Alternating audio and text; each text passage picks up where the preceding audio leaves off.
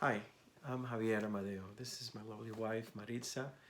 I want to welcome you to our marriage devotional series. And this evening we're going to talk about discipling in marriage. Our theme scripture comes from the book of Ephesians, Ephesians 4, verses 2 and 3, which reads, "Be completely humble and gentle. Be patient, bearing with one another in love. Make every effort to keep the unity of the Spirit through the bond of peace." One of the greatest blessings in a Christian marriage is that we don't have to go at it alone. That we have a lot of help, even though we have so many bumps in our 21 years of marriage, major bumps and minor bumps. Over those years, we had so much help. We have God's word to help us, His Spirit, and very importantly, the help of so many mature couples that gave us outside counsel into our marriage. And this not only applies to us, but applies to all of us in the church. So we're going to actually start with the second part of this scripture where it says in verse 3, "Make every effort to keep the unity of the Spirit through the bond of peace." It's interesting when we read back in Genesis chapter 2, verses 23 and 24, the scriptures tells us that a man leaves his father and mother and is united to his wife, and they become one flesh. But then when we look in the New Testament, in the Gospel of Matthew, chapter 19, verses 4 to 6, when Jesus quotes this scripture, it's in the context of actually being questioned about divorce. So why is that? Well, sin separates us, not just from God, from each other. And the easy solution in marriage is to just go with it. Just to go with separation, whether it's emotional separation, putting physical distance between each other, or actual legal separation or even divorce. And clearly, Jesus makes it very clear that this has never been God's plan. So how do we fight this battle in a godly way? So if we go to Ephesians, it tells us to make every effort. What does this look like? Well, in terms of getting help, getting outside help for our marriage, it means getting discipling regularly and consistently. Yes. Not just when there's a crisis or when there is a big fight or when there is a big problem, but consistently. Just in the same way that it's preferable to be open about sin when we are in the temptation level before it becomes sin, it is much better to be open about our marriage when the challenges and the struggles are like little foxes. So, little foxes in the Song of Songs, in chapter 2, verse 15, the scripture there says, "Catch for us the foxes, the little foxes that ruin the vineyard, for our vineyards are in bloom." In the early stages, before the foxes run rampant and ruin the vineyard. So, foxes, as I was reading, they are not like a big bear or a coyote or anything like that, but they can just gnaw at the root of the vine and also eat at the fruit. And little by little, it will ruin the whole vineyard. So, foxes ruin vineyards not in a like a big, like it's not like an elephant that comes and stomp all over the vineyard, but in a in a slow and smaller way. The little foxes that I think can be in one's marriage are number one, bitterness. Bitterness can just being there, little by little till it grows. Self-centeredness, when we only think about, us, ourselves, being unforgiving towards our spouse, and just being having thoughtlessness, not being thoughtful of our marriage or of our spouse.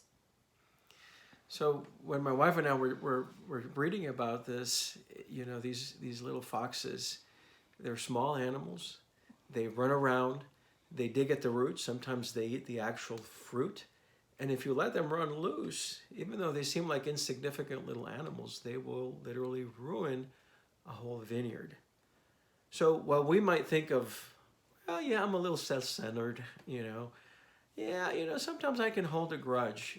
We can think of these as things that we may dismiss. These are things that can ruin a marriage. And the way to get rid of them is to open up about it. When it's even when we think it's something minor, before the vineyard is ruined.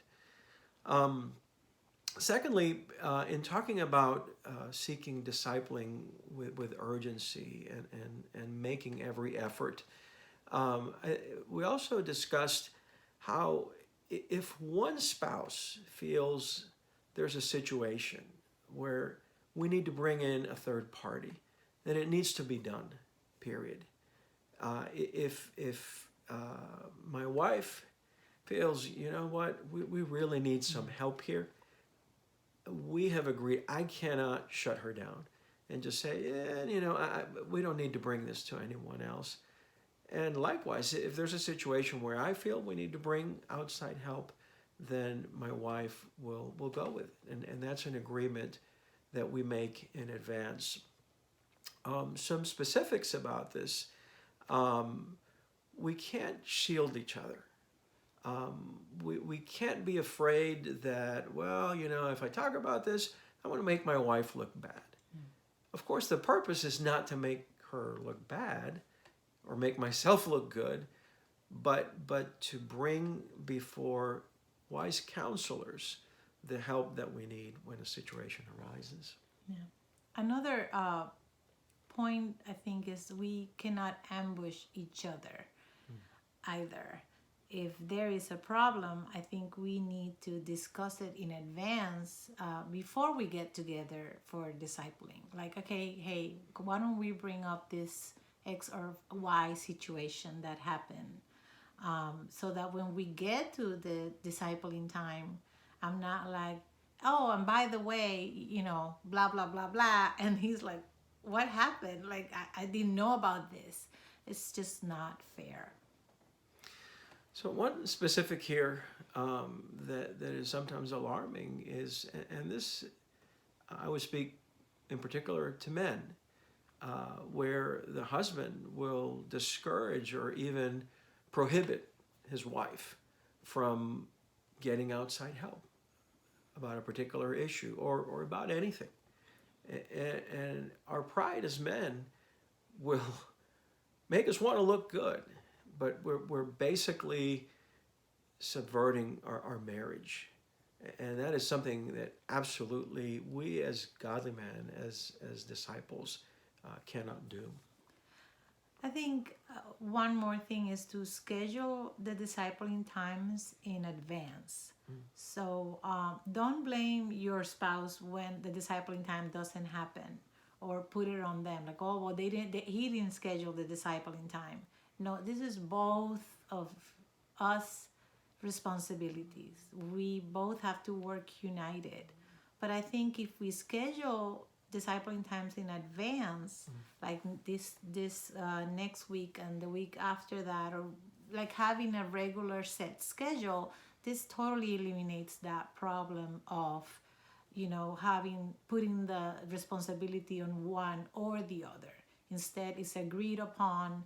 It's already the same way we show up for service on Sundays at 10 a.m. Well, we show up for our discipling time because it's already scheduled. So we'll move on to the next big idea. And so we're going to actually jump to the beginning of the scripture, going back to Ephesians 4, now looking at verse 2, where it reads, "Be completely humble and gentle, be patient, bearing with one another in love. And we're going to focus on the humble and gentle, because not to dismiss being patient, but I think this really captures how we need to approach our lives as disciples in general, but in particular our lives as disciples in marriage. So we need to apply this as we go into discipling for our marriage.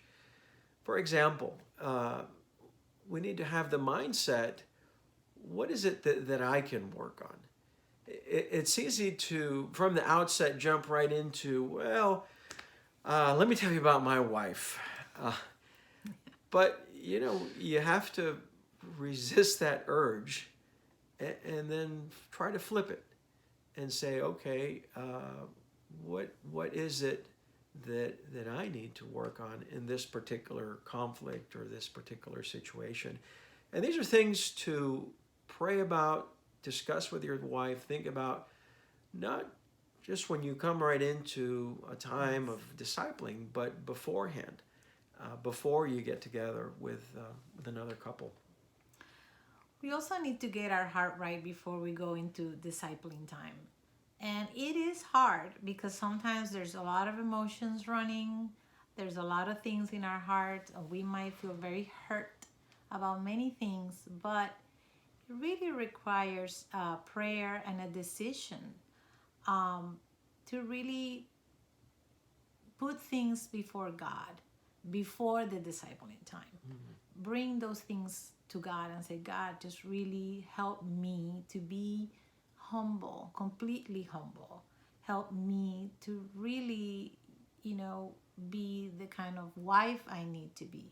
And this is very important because ultimately is first is our relationship with God and our obedience to God and our submission towards God to be able for us to then, submit and be united with one another. So what does completely humble and gentle look like? So there's some examples. Being completely humble and gentle, and we'll go through a short list of what it looks like and what it doesn't look like. So number one, being completely humble and gentle looks like looking at how I can do better. What was my fault? Or just what could I have done better in this situation? Versus being completely humble and gentle doesn't look like accusing the other person, or this person needs to work on that, or he needs to do this. That doesn't look like completely humble and gentle. It does look like putting yourself in the other person's shoes. We can be quick to just have tunnel vision and focus on, this is how this makes me feel, and this is how I was hurt, this is how I was disrespected. But it's not so easy to put ourselves in the other shoe. And it takes effort to really try to understand, how did my wife feel when I said that? Versus just looking at the other person's fault and just looking at their fault one after another. And this is, and keeping records of wrongs. This person is this way and he's always been this way. And blah, blah, and just it's so easy to get on that horse. Finally, being completely humble and gentle involves talking to your spouse the way you would like them to talk to you, the way that you would like them to talk about you, being gentle and respectful. And words really do matter in marriage, and not just in marriage, but particularly when we're dealing with the person who is closest to us. It doesn't look like completely humble and gentle to tear them down. Just blurting whatever comes out of your head into your mouth. I am very guilty of this. I think many a times I just said whatever I thought, not regarding how my words were gonna fall into, telling something about Javier or just about him or to him. And I think that is just very hurtful because words do hurt a lot. So we really need to be thoughtful about, expressing things with consideration. So, in conclusion, discipling is truly a blessing. Discipling in marriage is an incredible blessing. It has certainly been for us. And through this lesson, we need to take away really having a sense of urgency to seeking discipling for our marriages. This is something that it's not just to check a box, but it is to truly keep sin out of our marriages. But also we need to practice humility and gentleness. And that's what we took away from Ephesians 4:2-3 as it's applied to marriage and specifically discipling in marriage. And finally, we'll close with Proverbs 13, verse 10, which says, where there is strife, there is pride, but wisdom is found in those who take advice. Thank you so much for listening to us tonight, and God bless you all.